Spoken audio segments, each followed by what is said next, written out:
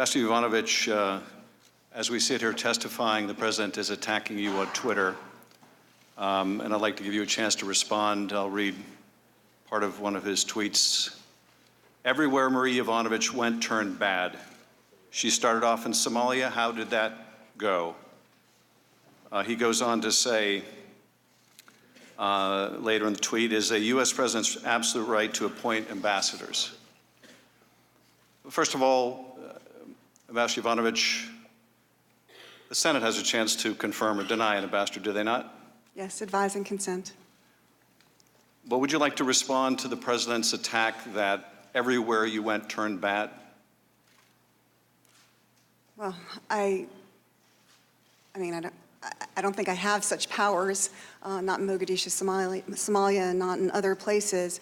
I actually think that where I've served over the years, I and others have demonstrably made things better, for the U.S. as well as for the countries that I've served in.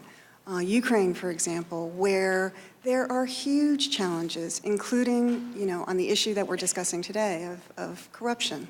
Huge challenges. But they've made a lot of progress since 2014, including in the years that I was there. And I think in part, the Ukrainian people get the most credit for that.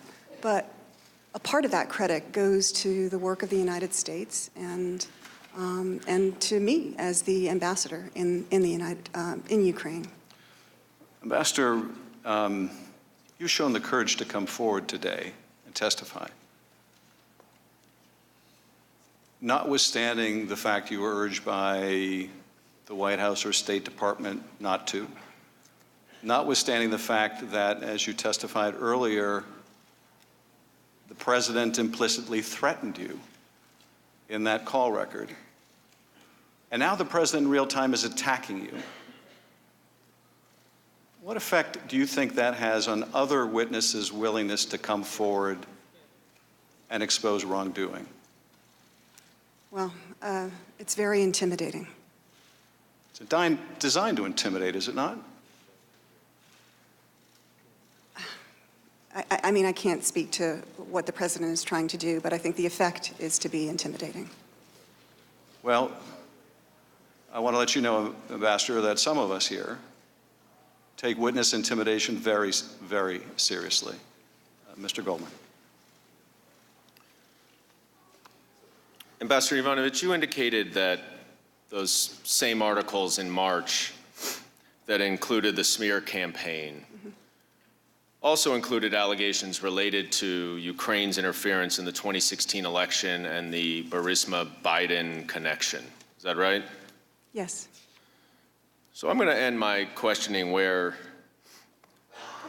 we were before, which was the July 25th call. And President Trump not only insults you and praises the corrupt prosecutor general, but he also, as you know by now, references these two investigations.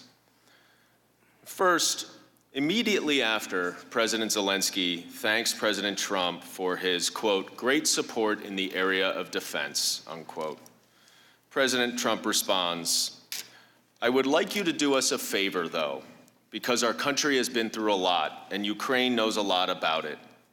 I would like you to find out what happened with this whole situation with Ukraine. They say CrowdStrike. I guess you have one of your wealthy people, the server. They say Ukraine has it. And then he goes on in that same paragraph to say, whatever you can do, it's very important that you do it if that's possible. Now, Ambassador Yovanovitch, from your experience as the ambassador in Ukraine for almost 3 years, and understanding that President Zelensky was not in politics before he ran for president and was a new president on this call, how would you expect President Zelensky to interpret a request for a favor?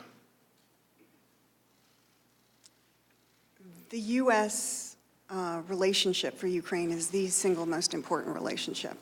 And so I think that President Zelensky, any president, would